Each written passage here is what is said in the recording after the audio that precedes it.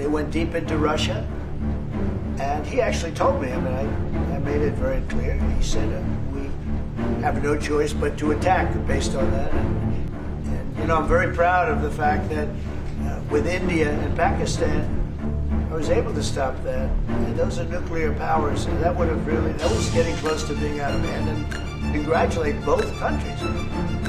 Because as you know, the leader of India, who's a great guy, was here a few weeks ago. We had some great talks. We're doing a trade deal. You know, it's like, I'd love to have that.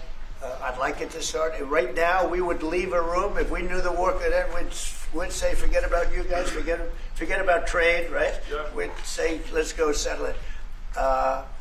There's some additional fighting that's going to go on. You know, he attacked, and they attacked pretty harshly. They went deep into Russia, and he actually told me, I mean, I made it very clear. He said, we have no choice but to attack based on that, and it's probably not going to be pretty. I don't like it. I said, don't do it. You shouldn't do it. You should stop it. But again, there's a lot of hatred.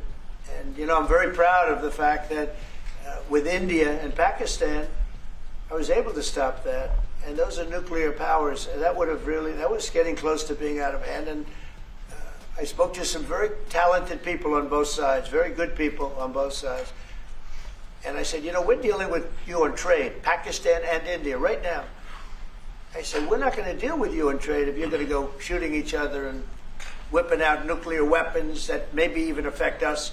Because, you know, that nuclear dust blows across oceans very quickly. It affects us. And I said, if you're going to do that, we're not going to do any trade deals. And you know what? I got that war stopped. Now, I hope we don't go back and we find out that they signed it, but I don't think they will.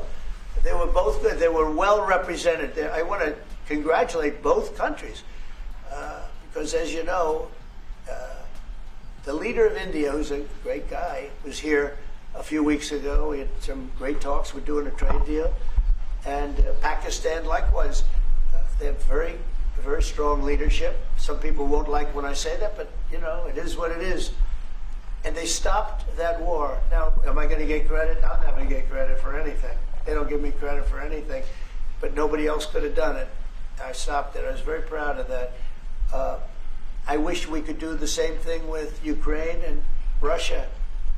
And at some point it'll happen. I believe that.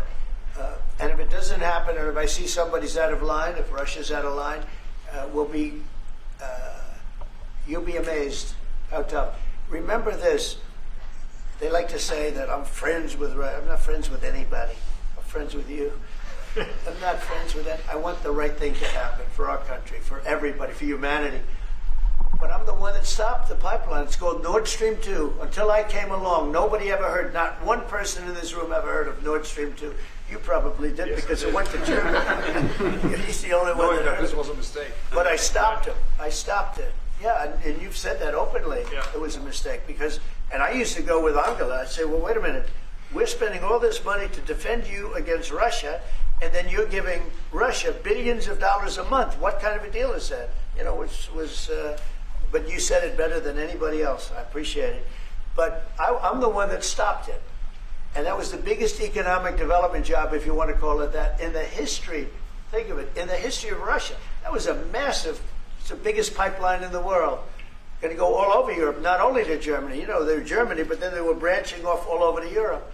Nobody ever heard of, not one person of you heard of it. And I stopped it. It was dead. And then they say, I'm friends with Putin. I got along with him. He respected me, I respected him. It would have never happened. But I stopped Nord Stream 2. When Biden came in, almost the first week, he approved it. He let it be built. And then they say that I wasn't tough on Russia. Putin said to me, you know, you're not tough on Russia. You stopped the biggest, most important job we've ever done. You stopped it.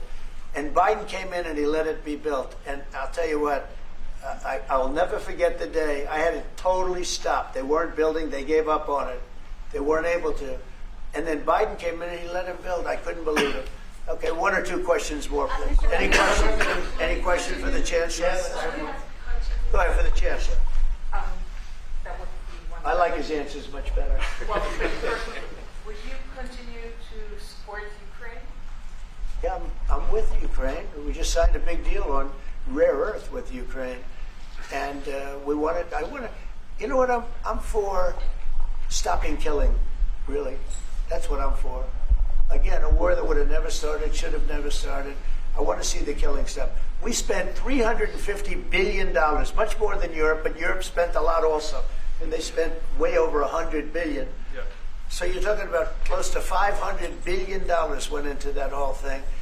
And it's not even the money, and I know with you too, it's a lot of money, but it's the death that's being caused. We went to the Middle East. I went last week to the Middle East. We took in $5.1 trillion. That's many, many times. That's 30, 40 times, 50 times more than what we're talking about.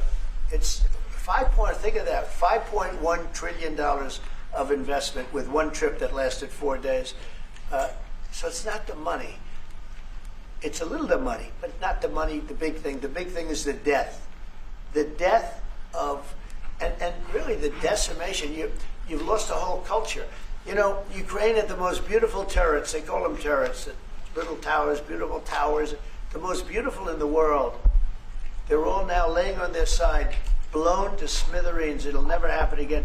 They've taken away the culture of a country. They've taken away the heritage of a country. It's a terrible thing. But most importantly, again, is the death. 5,000 plus people a week, soldiers, are being killed. He doesn't want that, and I don't want that. One more. Yeah, please. Mr. President, do you support the Graham bill on putting high tariffs? I have not looked at it, but they'll be guided by me. That's the way it's supposed to be. They're going to be guided by me. No, I haven't looked at it. It's a bill on sanctions, etc. I'm a very quick study. At the right time, I'll do what I want to do. But it could very well be okay. I'll have to see. But they're waiting for me to decide on what to do, and I'll know maybe very soon. It's a harsh bill. Yeah, very harsh. How about one more on the auto pen, Mr. President? You want to take one more on the auto pen? Go ahead. I would like to have a question to Cass's one. Because, do you agree with the analogy the President made on the war between Russia and Ukraine as being a fight between two kids? Is that how you view that as well? And what do you actually want the U.S. President to do in this? Well, I think we both agree on this war and how terrible this war is going on, and we are both looking for ways to stop it very soon. And I told the President before we came in that he is the key person in the world who can really do that now by putting pressure on Russia. And we will have this debate later on again, how we can proceed jointly between the Europeans and the Americans. And I think we are all we are having the duty to do something on that now to stop it after 3.5 years, which is really terrible. Look at the kids, the kids which were kidnapped from Ukraine to Russia. This is all terrible. And so we are talking about instruments, measures, what we can do, and my personal view is clear on that. We are on the side of Ukraine, and we are trying to get them stronger and stronger just to make Putin stop this war. And this is our approach. We get satellite pictures of the war field, Yeah. and you don't even like to look at them, right? It's terrible. So It's really bodies, arms, heads, legs all over the place. You've never seen anything like it. It's so ridiculous. And this is only by Russian weapons against Ukraine. This had never happened with Ukraine weapons against Russia. Never. Ukraine is only targeting military targets, not civilians, not private, not energy infrastructure. So this is the difference, and that's the reason why we are trying to do more on Russia, how to stop this war. Well, in this case, I'm talking about the battlefield, the soldiers on soldiers. But you could also say that, too, with the cities. Yeah. The cities are being hit also. So it's a terrible, terrible thing. Right? Somebody said autopen. Did I hear the word autopen? Yeah, I was just curious. Because I think it's the biggest scandal maybe in the last 100 years in this country. So when I hear that word, I think it has to be discussed, because the fake news will try and hide it, and we can't do that. Well, that's what I'm asking. Have you uncovered any evidence that anything specific was signed without President Biden's knowledge or by other people in the administration acting illegally? Well, I don't think Biden would know whether or not he signed it. I'm asking if you've uncovered any of that information. No, but I've uncovered, the human mind. I was in a debate with the human mind, and I didn't think he knew what the hell he was doing. So, it's just one of those things, one of those problems. We can't ever allow that to happen to our country. The danger our country was in, and I know some of the people that worked with him, radical left, horrible people. And I could give you the name of some of the people that used the auto pen, because I'm here, and I ask questions about people that were here also. There are a lot of people that were here when that happened, and they're here right now, and they'll answer your question very accurately. But I know some of the people that use that auto pen, and those are not the people that had the same ideology as Joe Biden. These were radical left lunatics that used that, and they didn't get elected. He didn't get elected either, actually. Thank you very much, everybody. Thank you, guys. Thank you, Dr.